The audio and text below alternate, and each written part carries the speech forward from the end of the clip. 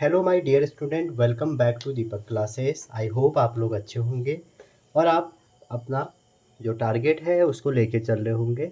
मैं ड्रॉपर बच्चों से कहना चाहूँगा, बच्चों आपने अपना एक साल बहुत सोच के इस तैयारी को दिया है, तो आप अपना टाइम का बहुत बढ़िया यूटिलाइज़ कीजिए। आप सबसे बढ़िया तरीका ये है, आप एक हफ्ते का टारगेट बनाइए। ठीक है, एक हफ्ते का टारगेट जब आप बना लेते हैं उसके बाद आप क्या करिए, उसको देखिए कितना कंप्लीट हुआ है और कितना नहीं हुआ है। तो फिर नेक्स्ट नया बनाइए अगले हफ्ते का। और अगले हफ्ते में आप क्या करें, जो पिछले हफ्ते में आपका काम बच गया है उसको एज अ पनिशमेंट आप अपने लिए रखें और उसको पूरा करें। इससे क्या होगा, आप अपने पूरे महीने का, हम दरअसल क्या करते हैं, हम पूरे महीने का या 3 महीने का एक साथ बनाते हैं, वो हम अचीव नहीं कर पाते हैं। आप छोटे छोटे अपने टारगेट बनाइए और उनको कंप्लीट करिए। यकीनन एक दिन आप जेई या नीट जो भी एग्ज़ाम दे रहे हैं उसको क्रैक करेंगे, ये मेरा आप पे भरोसा है। तो आज हम डिस्कस करने वाले हैं कुछ नया, और नया क्या, एनसीईआरटी ग्राफ सीरीज। एक ऐसी सीरीज जो एनसीईआरटी से रिलेटेड जितने भी हमारे ग्राफ हैं, एनसीईआरटी एग्जाम्पल, उनको कवर करेंगे। ठीक है, तो पहला ग्राफ है हमारा कुलोम्बिक फोर्स का। ठीक है, और कुलोम्बिक फोर्स का जो ग्राफ है बच्चों, आपको पता होगा कि कुलोम्बिक फोर्स का जो हमारा ग्राफ होगा, अगर दो लाइक चार्ज है तो लाइक चार्ज के केस में हमारा क्या होगा, लाइक एक जैसे चार्ज है तो रिपल्सन होगा, और डिफरेंट डिफरेंट है, एक पॉजिटिव है एक नेगेटिव है तो अट्रैक्शन होगा।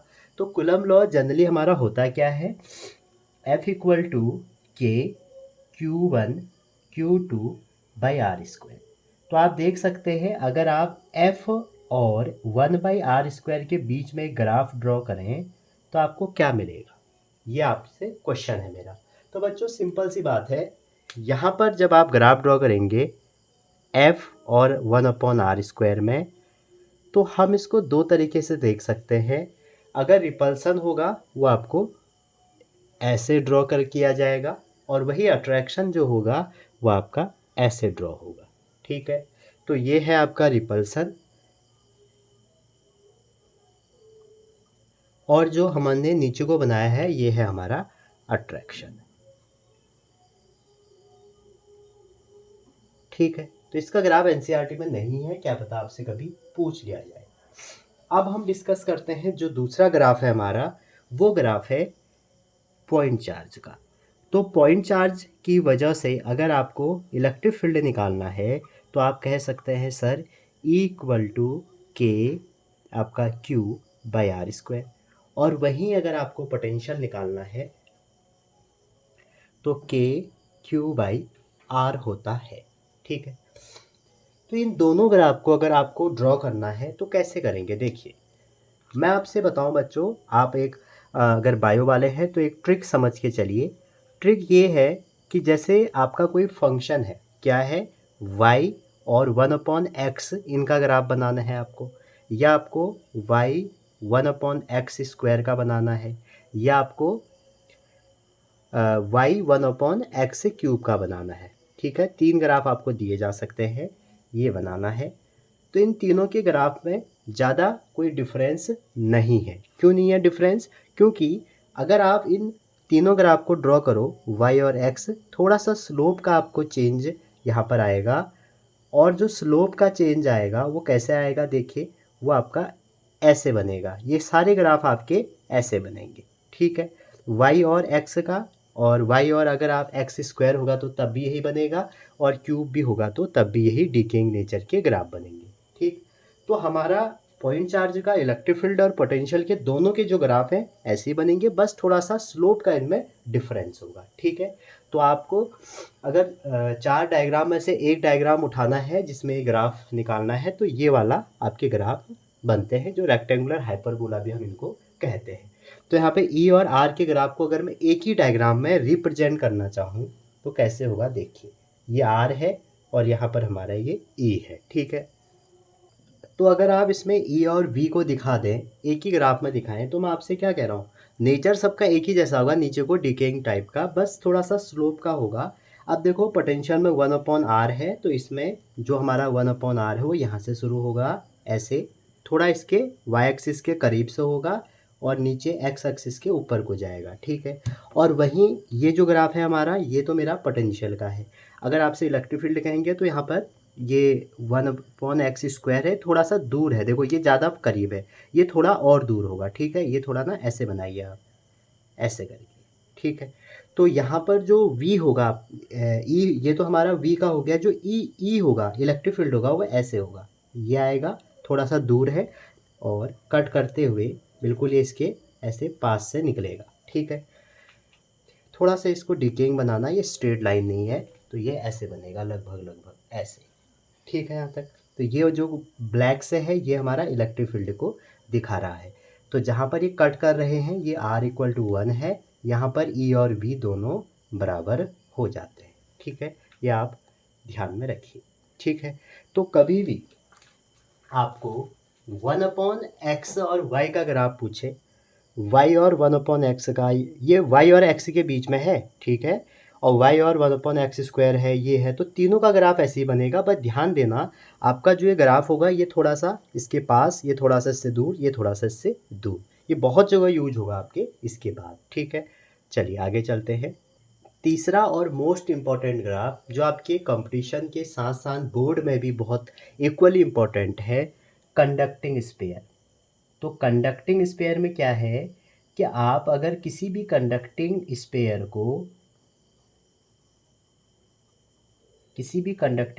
को अंदर उसके चार्ज दोगे तो क्या होगा, वो रिसाइड होके बाहर आ जाएगा, ठीक है।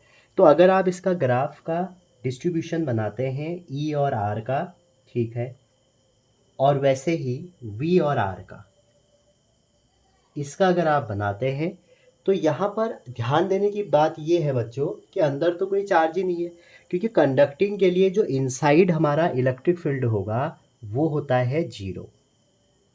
इनसाइड इलेक्ट्रिक फील्ड कितना होता है, 0 होता है भैया। तो इनसाइड इलेक्ट्रिक फील्ड 0 होगा, तो इसके जो अंदर है, इनसाइड मतलब जब r रेडियस से छोटा है, इसकी रेडियस r हम एज्यूम कर रहे हैं, तो मान लीजिए ये ऐसे आएगा, कहाँ तक, जब r इस r से छोटा है। उसके बाद क्या होगा, आउटसाइड जो इसका इलेक्ट्रिक फील्ड होता है हमारा किसी भी कंडक्टिंग का, आउटसाइड का होता है 1/4πε, जिसको हम k कर रहे हैं अपॉन में r², ठीक है। तो इसके बाद देखो आ गया ना वही e और 1/r² हो गया। तो मैंने अभी आपको बताया था y और 1/x² के बीच में जो ग्राफ है वो तीनों लगभग एक जैसे ही है, बनाने में ड्रॉ करने में तीनों एक जैसे ही है। सॉरी। तो आप कैसे बनाएंगे, ऐसे बनाएंगे, क्यों, क्योंकि जो हमारा आउटसाइड है ये कैसे डिपेंड कर रहा है, 1/r² पे। अगर कोई यहाँ पर पूछे तो यहाँ पर क्या हो जाएगा, यहाँ पर r के बराबर हो जाएगा, तो सरफेस पे निकल जाएगा। अब पोटेंशियल जो अंदर होता है, ये तो हमने इलेक्ट्रिक फील्ड देखा, इनसाइड जो पोटेंशियल होगा वो हमारा कांस्टेंट होता है भैया, और जो हमारा आउटसाइड पोटेंशियल होता है वो हमारा KQ/R होता है। तो ये भी ऐसे ही बनेगा ग्राफ बिल्कुल। तो यहाँ पर जो इनसाइड है बच्चों वो बिल्कुल कांस्टेंट आ जाएगा, ये बन गया, ठीक है। ये इनसाइड का हो गया। और कितनी वैल्यू होती है कांस्टेंट की अगर कभी पूछी जाए तो KQ/R होती है। और इसके बाद 1/r नेचर आ गया, तो मैंने आपको ऑलरेडी बता दिया 1/r नेचर ऐसे हो जाएगा। अब अगर इसी में कंडक्टिंग नहीं होके नॉन कंडक्टिंग हो जाए, ये मेरा तीसरा सिस्टम था। अगर इसमें बच्चों आपके पास नॉन कंडक्टिंग हो जाए, ये प्योरली एनसीईआरटी बेस है, या आपके नीट, जेई, कोई भी CBSE, कोई भी ऐसा एग्ज़ाम जहाँ पर आपकी फ़िज़िक्स पूछी जाती है एनसीईआरटी से, वहाँ पर ये चीज़ें आती हैं। अब नॉन कंडक्टिंग में क्या होता है कि अंदर चार्ज आपका बाहर पूरा सरफेस पे रिसाइड नहीं करता है। आप ये भी कह सकते हैं कि सर हमने पढ़ा था कि वहाँ ई इनसाइड जो होगा वो कितना होता है, आपने पढ़ा होगा KQ और R है वो पॉइंट, यहाँ पर इसकी भी रेडियस मैं R ही ले रहा हूँ, ये स्मॉल r वो पॉइंट है जहाँ पर आप इलेक्ट्रिक फील्ड निकाल रहे हैं, वहाँ से सेंटर की डिस्टेंस, अपॉन में क्या आ जाएगा R3, ये इनसाइड होता है। और यहाँ इनसाइड कितना होता था, 0 होता था। आउटसाइड यहाँ पे बिल्कुल वही होगा जो हमारा पहले केस में होता है भैया। तो इसका अगर आप ग्राफ बनाते हैं तो ईज़िली बना सकते हैं। और इसका ग्राफ बनाने के लिए भी मैं आपको एक ट्रिक बताता हूँ कि जब भी y equal to M X type का आपको ग्राफ मिले, जब भी आपको y equal to M X type का ग्राफ मिले, तो बच्चों आप ये यूज़ करोगे। ये y है, ये x है, तो ये बन जाएगा। हमेशा ये स्ट्रेट लाइन आपकी ऑरिजिन से जाती है। तो यहाँ पर जो ग्राफ बनेगा देखिए, ई हमारे आर पे डायरेक्टली प्रोपोर्शनल है, तो ये ग्राफ हमारा डायरेक्टली प्रोपोर्शनल का ये बन गया। उसके बाद जैसे ही आप बाहर जाएंगे तो बाहर का, ये तो आर लेस देन आर हो गया, तो बाहर का क्या हो जाएगा, ऐसे हो जाएगा। ठीक है, ये इससे मिलेगा नहीं, बस ऐसे बाहर को हमारा इसके लगभग इससे मिलता हुआ लगेगा आपको। तो ये directly proportional to R square हो जाएगा। पोटेंशियल की बात करें अगर, तो पोटेंशियल आउटसाइड तो हमारा वही होगा। अगर आप इसकी पोटेंशियल की बात करें तो वी इनसाइड का बहुत, यहाँ पर जो पोटेंशियल होगा एक फॉर्मूला होगा जो आपको ध्यान में रखना है, अभी मैं बता रहा हूँ आपको। और आउटसाइड का जो पोटेंशियल है वो तो वही रहेगा जो पहले केस में है। ठीक है, इसको इरेज कर देते हैं। तो जो सरफेस पे आपका पोटेंशियल होगा, थोड़ा सा ये फॉर्मूला तो आपने देखा भी नहीं होगा, के Q over 2r, are cube हमारी ये रेडियस है, और ऊपर होता है 3r² माइनस आर स्क्वायर। ये किसी भी सॉलिड स्फीयर नॉन कंडक्टिंग के लिए वैलिड है। इसका जब आप v और r का ग्राफ बनाएंगे, ठीक है, स्मॉल r बार बार इसलिए लिया जा रहा है, ये वो पॉइंट है जहाँ पर आपको क्या निकालना है, जिसके रिस्पेक्ट में आपको वेरिएशन देखना है, या वेरिएशन का किसके रिस्पेक्ट में हो रहा है, पोटेंशियल इस आर के, इस डिस्टेंस के। तो यहाँ पर जो हमारा ग्राफ बनता है, देखिए ये अगर बाउंड्री है इसकी, तो आउटसाइड तो वही नेचर हो गया, लेकिन जो इनसाइड नेचर है, ये तो आउटसाइड है आर ग्रेटर देन आर, जो इनसाइड नेचर है वो आपका ऐसे बनता है। ठीक है, तो ये भी आप ध्यान में रखिएगा, ये ज़्यादा पूछा जाता है। क्लियर। इसमें मैं आपको दो तीन चीज़ें और बता दूं कि जो इसका सेंटर का पोटेंशियल होगा सॉलिड स्फीयर का, सेंटर का पोटेंशियल सरफेस के 3/2 होता है। ये बात आप ध्यान रखना, कभी आपके एग्ज़ाम में डायरेक्टली पूछा जा सकता है। सबसे ज़्यादा पोटेंशियल सेंटर पे होगा, उसके बाद पोटेंशियल सरफेस पे होगा, उसके बाद आउटसाइड होगा। ठीक है, आगे चलते हैं। तो बच्चों ये चीज़ें सब आपके लिए हो रही हैं। मैंने एक फॉर्मूला रिवीजन सीरीज भी स्टार्ट की है, जिसमें मैं हफ्ते में एक किसी चैप्टर को समराइज़ करने की कोशिश कर रहा हूँ। उससे क्या होगा, जो नए बच्चे हैं उनको दिक्कत आ सकती है कि भाई ये समराइज़ क्यों करा रहे हैं बिना पढ़ाए, लेकिन जो ड्रॉपर है ना, उनका सोचिए कितना वो सब कुछ त्याग के बैठे हैं। तो ऐसे बच्चों के लिए वो सीरीज बहुत इंपॉर्टेंट है, और उनका रिविज़न होगा। आप उसको एटलीस्ट देखें, अपने उन ड्रॉपर बच्चों को भेजें जो नीट जे की तैयारी कर रहे हैं, उनको उससे बेनिफिट मिलेगा। चाहे तो आप भी देख सकते हैं अगर आपका चैप्टर कंप्लीट हो गया। तो फिफ्थ हमारा जो सिस्टम है जिससे आपका क्वेश्चन पूछा जाता है वो है चार्ज सर्कुलर रिंग। तो चार्ज सर्कुलर रिंग का अगर आपसे पूछा जाए कि भैया ग्राफ या कोई फॉर्मूला क्या होता है, तो जनरली जैसे ये मेरी रिंग है, ठीक है, आप मेरे को कमेंट में रिंग, डिस्क और स्पेयर में डिफरेंस बताएंगे। जो सही बताएगा उसको हम कमेंट उसका पिन कर देंगे। तो इस पी पॉइंट पे आपको क्या निकालना है, इलेक्ट्रिक फील्ड। तो जब आपको इस पी पॉइंट पे इलेक्ट्रिक फील्ड निकालना है, अगर मान लो इसके डिस्टेंस आर है, तो हमारा जो फॉर्मूला बन के आता है बच्चों वो आता है के, ये हम सब डिस्कस कर चुके हैं फॉर्मूला रिवीजन में, तो फॉर्मूले सब आप वहाँ से देख सकते हैं। ठीक है, आर क्यूब ये हमारा एक फॉर्मूला बनता है। ठीक है, के क्यू एक्स अपॉन में आर क्यूब। अब आप देखिए,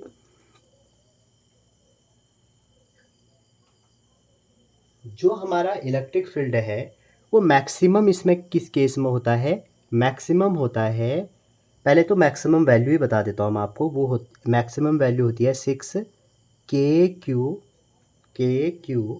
या एक काम करो क्यू को हटा दो, के 6√3 पाई एप्सिलॉन नॉट, ये मैक्सिमम वैल्यू होती है एट +-r/√2। ये बात आप ध्यान रखना। ठीक है, तो इसका अगर आप बनाएंगे इलेक्ट्रिक फील्ड का graph, electric field versus distance, ठीक है, तो आपके कुछ पीक मिलते हैं। तो वह ऐसा बनता है इसका वेरिएशन, ये ये जो पीक बने हैं, अगर आप मैथमेटिक्स वाले बच्चे हैं तो आप कैसे सोच सकते हैं, ये मैक्सिमा वैल्यू है। ये हमारा x इक्वल टू एक्स नहीं, ये आप कर लो -r/√2 है, और ये हमारा r/√2 पे बनेगा। ठीक है, ये आपको बहुत कम बताया जाता है। मेरे वहाँ आपको एनसीईआरटी से एक ग्रेड ऊपर ही मिलेगा। मैं चाहता हूँ आपको बेस्ट कंटेंट डिलीवर किया जाए। फ्री यहाँ कुछ नहीं होता है। अगर मैं आपको बताऊँ, भले ही मेरे को कोई इससे फ़ायदा नहीं हो रहा है, लेकिन आप अपना टाइम दे रहे हैं, इससे ज़्यादा क्या होगा मेरे लिए। आप मेरे को टाइम दे रहे हैं तो बहुत बड़ी बात है। ठीक है, और आप अपना डेटा वेस्ट कर रहे हैं। ठीक है, एक दिन ज़रा देखिए आप कि आपके पास डेटा नहीं है और आप कोई वीडियो देख के किसी की नहीं देख पाओगे। छठी जो हमारा आज है वो है इनफाइनाइट चार्ज स्ट्रेट कंडक्टर। इसका आपसे ग्राफ पूछा जा सकता है।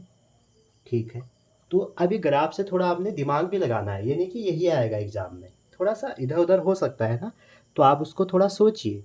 तो फॉर्मूला इसका बनता है λ/2πε0r। छोटा आर मैं आपको बार बार कह रहा हूँ, छोटा आर उस पॉइंट की डिस्टेंस है जहाँ पर हमें इलेक्ट्रिक फील्ड या मैग्नेट पोटेंशियल निकालना है। तो यहाँ पर ये तो शायद इसी बार जे में आया था कि ई और आर में रिलेशन ग्राफ बताओ। देखो ई और आर का जो रिलेशन है, क्या ई 1/r नहीं है?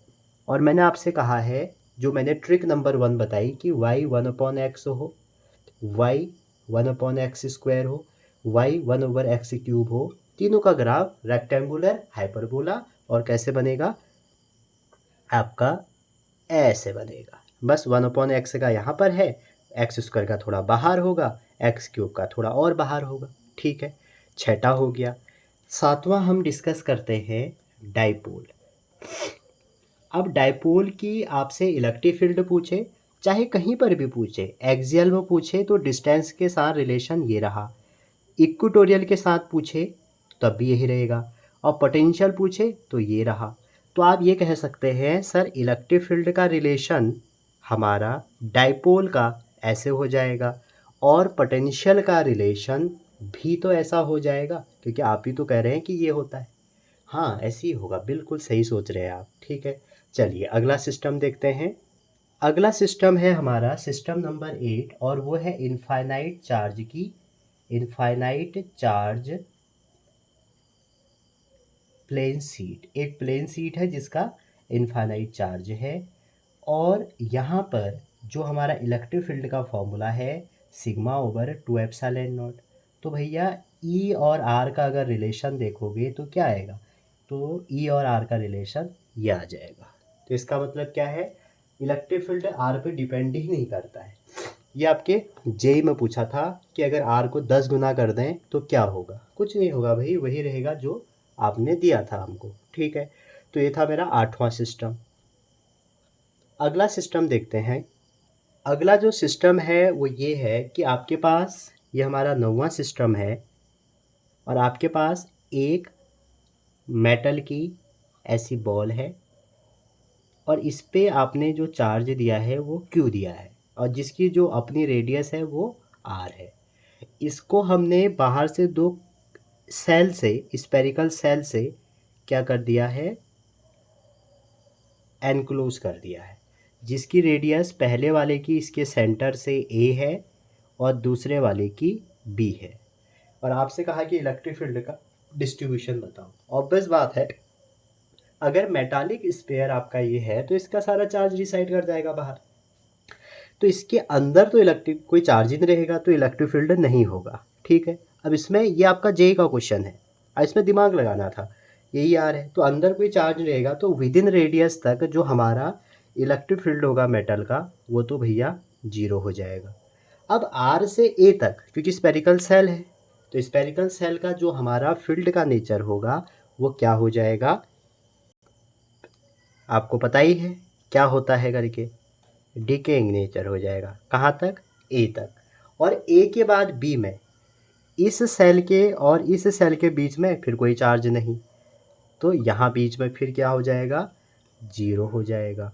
और बी से फिर जो आर होगा वो हमारा क्या होगा, अगर ये हमारा ऐसे है तो ये ऐसे बन जाएगा। समझ में आ रहा, तो इलेक्ट्रोस्टैट में आपको पहले और दूसरे चैप्टर में इतने ही ग्राफ मिलेंगे। एक लास्ट ग्राफ बचा है कैपेसिटेंस का, उसको भी डिस्कस कर लेते हैं।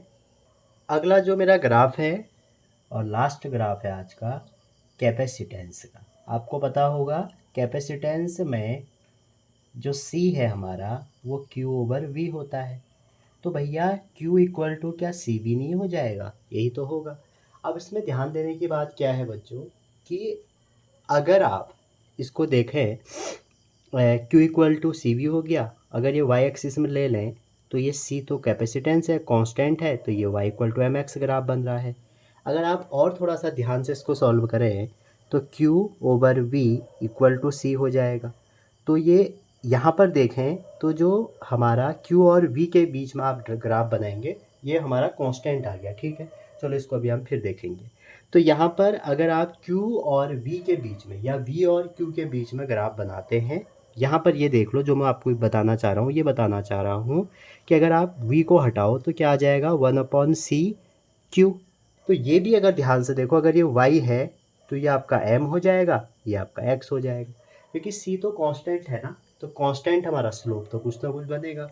तो आपको अगर ग्राफ मिलता है, मिलता क्या है, जैसे देखिए आपके पास मान लो ग्राफ है q और v के बीच में या v और q के बीच में, तो आप कह सकते हैं कि सर q और v के बीच में अगर हमारा ग्राफ होगा या v और q के बीच में ग्राफ होगा तो वो दोनों स्ट्रेट लाइन होगा, क्योंकि आपने हमें बताया था y equal to M X वाले ग्राफ जो है वो हमारे कहाँ से जाएंगे, स्ट्रेट लाइन से जाते हैं। अभी मैं इंटरसेप्ट आपको नहीं बता रहा हूँ, जिस दिन हमें फिजिक्स में वो ग्राफ मिलेगा मैं उस दिन आपको वो ग्राफ बता दूंगा, ठीक है। तो इससे रिलेटेड काफ़ी बार क्वेश्चन आते हैं, जैसे यही है, अगर मैं इसमें क्या करूँ, ये v है और ये q है, ठीक है। तो इसमें दो बना दिए मैंने, मान लो ए के मटेरियल बना दिया ए के बना दिया बी, और मैंने आपसे पूछा कि बताओ किसका कैपेसिटेंस ज़्यादा है, क्योंकि इन दोनों ग्राफ का जो स्लोप है, स्लोप पहले वाले ग्राफ का जो स्लोप है वो तो कैपेसिटेंस है, और दूसरे ग्राफ का जो स्लोप है ये रेसिप्रोकल ऑफ कैपेसिटेंस है। तो अगर मैं आपको वी और क्यू का ग्राफ दे दूं और आपसे पूछूं कि बताओ भैया किसका स्लोप ज़्यादा होगा, तो आप कह सकते हैं सर अगर ए के लिए आप लगाएं तो Q/V ए हो जाएगा, और वहीं अगर बी के लिए लगाएं तो Q/V बी हो जाएगा। अब आप देखिए इस ग्राफ में किसी एक पॉइंट पे देखिए, अगर आप इस पॉइंट पे देखते हैं, मान लो इस पॉइंट पे एक लाइन खींचते हैं ऐसे, और इसी को आप एक यहाँ पर एक ऐसे इसी इंटरसेक्शन पॉइंट से लाइन बनाते हैं, तो ये अगर VA है तो ये वाला हमारा क्या है, VB है। तो बताइए, आप ही खुद बताइए कि VA पहले आया, VB तो ऊपर को जाने में तो डिस्टेंस बढ़ेंगी, तो VA जो है वो छोटा है VB से। अगर VA छोटा होगा तो ऑब्वियस बात है कैपेसिटेंस A का ज़्यादा होगा। क्लियर है यहाँ तक? समझ रहे हैं, A का ज़्यादा होगा। और वैसे भी आप कॉमन सेंस से कर सकते हैं कि अगर V और Q ग्राफ होगा और आप इस एक्स एक्सिस से ऐसे बढ़ रहे हैं, तो आपका जो भी ग्राफ होंगे, मान लो ये A है और ये B है, तो आपका कैपेसिटेंस बढ़ेगा। इस केस में B का ज़्यादा होगा A से, लेकिन यहाँ पर उल्टा हो जाएगा, क्यों, एक्सिस बदल गए हैं, तो यहाँ पर नीचे वाले का ज़्यादा होगा। जैसे कि ये है तो यहाँ पर A का ज़्यादा होगा, B का कम होगा। क्यों, क्या हो गया, यहाँ पर 1/C हो गया। ठीक है यहाँ तक? तो कैपेसिटेंस से भी इससे काफ़ी क्वेश्चन बन जाते हैं, तो इसलिए मैंने आपको ये भी करवा दिया साथ में कि आपका कैपेसिटेंस वाला पार्ट भी क्लियर हो जाए। ठीक है, एक और करते हैं इसमें लास्ट। देखिए लास्ट क्या है हमारा, आपने पढ़ा होगा, ये लास्ट 11 है, ई और वी में रिलेशन। इससे तो आपको थ्योरेटिकल क्वेश्चन भी मिलते हैं और क्या पता ग्राफिकल भी मिल जाए। तो हम क्या कहते हैं कि जो नेगेटिव स्लोप है, जो हमारा नेगेटिव स्लोप है, नेगेटिव स्लोप है वी और आर डिस्टेंस, आर ग्राफ का, वो हमारा क्या हो जाएगा, वो इलेक्ट्रिक फील्ड हो जाएगा। अब मगर यहाँ पर आपको एक इसको क्वेश्चन में अप्लाई करके दिखाऊं, जैसे कि मान लीजिए ये v है और ये कोई x है, ठीक है।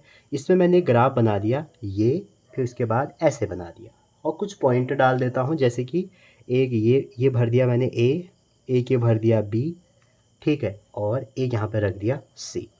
अब आप मुझे बताइए कि इलेक्ट्रिक फील्ड की वैल्यू ए बी सी पे क्या होगी। इसको हम कैसे करेंगे, ग्राफ से करेंगे, और बिना ग्राफ के हो नहीं सकता।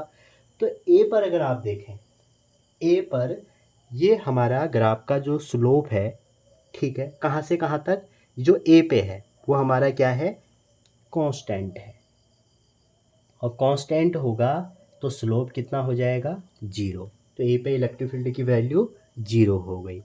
अगर बी पे देखें आप, ठीक है, तो बी से जो स्लोप है, आप टेंजेंट डाल के भी देख सकते हैं कि टेंजेंट इंक्रीजिंग डायरेक्शन में है या डिक्रीजिंग है, ठीक है। तो बी ग्राफ पे हमारा जो इलेक्ट्रिक फील्ड है यहाँ पर क्या होगा, मैक्सिमम होगा। यहाँ पर मैक्सिमम क्यों, क्योंकि इसके बाद देखो डी के हल, इसके बाद हमारा डी के होने लग गया, ठीक है। तो यहाँ पर इसके बाद अगर आप रेट चेंज देखें तो D V by D X क्या हो जाएगा, आपका जीरो से कम होने लग जाएगा। तो इसलिए इलेक्ट्रिक फील्ड आपका मैक्सिमम हो जाएगा बी पे, ठीक है। और सी पे आप देखें तो ये इंक्रीजिंग है, तो यहाँ पर जो स्लोप हो जाएगा हमारा वो बड़ा हो जाएगा। और इसमें ध्यान रखना ये माइनस है बाहर से, इस माइनस की वजह से कहानी आपकी काफ़ी बदल सकती है, ठीक है जी। अब जैसे हमने इलेक्ट्रिक फील्ड का ग्राफ बनाया, मेरे को ग्राफ याद आ जा रहा है पता नहीं क्यों, एक और बना लेते हैं चलो। पोटेंशियल और आप 1/r का अगर ग्राफ बनाएं, ठीक है, तो इसको भी देख लेते हैं साथ में। और ये अंतिम ग्राफ है 1/r और पोटेंशियल। तो बच्चों अगर आपके पास कोई दो चार्ज है, आप उन दो चार्जों से ग्राफ बना रहे हो, तो हमारा अगर आपको दिया है कि एक ग्राफ ये है, एक ग्राफ ये है, बताओ ये चार्ज हमारा पॉजिटिव है या नीचे वाला पॉजिटिव है, ठीक है। तो जो हमारा Q1 ग्राफ होगा, जो हमारा Q1 ग्राफ होगा वो हमारा क्या होगा, Q1 हो जाएगा भैया पॉजिटिव। क्यों होगा पॉजिटिव, आप देख सकते हैं V=KQ/R फॉर्मूले से। तो पॉजिटिव के लिए ग्राफ ये बनेगा और नेगेटिव के लिए ये बनेगा। क्लियर है यहाँ तक, इसको आप कर सकते हैं, ठीक है। अच्छा जी, एक और कर लेते हैं चलो लास्ट में, एक कन्वर्जन सीखते हैं। ये लास्ट रहेगा बच्चों। कन्वर्जन क्या है कि आपको एक पोटेंशियल और डिस्टेंस का ग्राफ दिया है और वो ऐसे दिया है। आपने जनरली ये चीज़ें सारी काइनेमेटिक्स में पढ़ी है, इसलिए मैं कहता हूँ कि दीपक क्लासेस का नाम इन फ्यूचर में होगा बेस्ट क्वालिटी कंटेंट देने में, फालतू बकवास नहीं होगी। आपको चूज करने का खुद आपके हाथ में फैसला है। तो ये v और x का ग्राफ है मान लीजिए हमारे पास, ठीक है, और आपसे कह दिया कन्वर्ट करो electric field versus x graph में। आज तक आपने किया भी हो सकता है। अब आप यहाँ पे देखिए, अभी भी हमने पढ़ा कि E होता है -dv/dx। तो यहाँ पर जो जो आपको इंटरवल दिए हैं लगाइए। तो x की वैल्यू अगर यहाँ पर होगी, ठीक है, इसको मैं थोड़ा नीचे बढ़ाते हुए यहाँ पहुँचा। अब हम यहाँ पे लगाते हैं, अगर हमारी इलेक्ट्रिक फील्ड मान लो 0 से लेके अगर 1 तक x की वैल्यू हुई, तो हमारा जो पोटेंशियल है, अगर इसका स्लोप जो है आपका जो dv/dx है वो क्या हो रहा है, पॉजिटिव हो रहा है। और अगर dv/dx पॉजिटिव हो गया तो इस फॉर्मूले से आप कह सकते हैं कि सर इलेक्ट्रिक फील्ड नेगेटिव हो जाएगा। समझ रहे हैं ना, यहाँ पर स्लोप इंक्रीज हो रहा है, तो स्लोप अगर पॉजिटिव हो रहा है तो इलेक्ट्रिक फील्ड नेगेटिव होगा, ऑब्वियस बात है। तो नेगेटिव कहाँ होगा, नेगेटिव डायरेक्शन में, यहाँ पर हो जाएगा, ठीक है। ये -E हो जाएगा, वैल्यू नहीं दी है, नहीं तो वैल्यू भी रखनी पड़ती। अब आगे देखते हैं, अगर आप 1 से लेके 2 तक चलते हैं, 1 से लेके 2 तक में ये v की वैल्यू कांस्टेंट है, और कांस्टेंट मतलब नो चेंज, और नो चेंज मतलब हमारा जो dv/dx है ये खुद ही जीरो हो गया, ठीक है, सीधा जीरो लिख लेता हूँ। अगर ये जीरो हो जाएगा तो इलेक्ट्रिक फील्ड भी जीरो हो जाएगा, और जीरो का मतलब समझ रहे हैं आप, यहाँ पर आ जाएगा और जिनके बिल्कुल सामने। इसके बाद देखें, अगर 1 से लेके 2 से लेके 3 तक, तो 2 से लेके 3 तक में आपका ग्राफ क्या है, डिक्रीज हो रहा है। तो dv/dx जो है ये नेगेटिव हो रहा है, तो इलेक्ट्रिक फील्ड क्या हो जाएगा, पॉजिटिव हो जाएगा। पॉजिटिव हो जाएगा तो किसी अगर डिस्टेंस दी होती हम लगाते, ये मान के चलो। इसको आप कंप्लीट कर दें अगर, ये आपका फाइनल ग्राफ बन के आ गया भैया। समझ रहे? तो आशा करता हूँ यहाँ तक आप समझ गए होंगे। मिलते हैं अगली वीडियो में, कुछ नया करेंगे। थोड़ा तबीयत ठीक नहीं थी बच्चों, इसलिए मैं PYQ नहीं ला पाया, लेकिन जल्दी ले आऊँगा। थोड़ा सा कोल्ड और फीवर था, लेकिन वीडियो देने का आपको वादा है मेरा। जो भी मेरे को लाइक शेयर सब्सक्राइब किया है जिन लोगों ने, उनकी उम्मीदें हैं कई सारी। तो रोज़ सुबह 8 बजे अगर वीडियो देखेंगे तो बुरा लगेगा उनको भी। तो मिलते हैं अगली वीडियो में, तब तक अपना ध्यान रखिए, पढ़ते रहिए, पॉजिटिव सोचिए। Wishing all the best.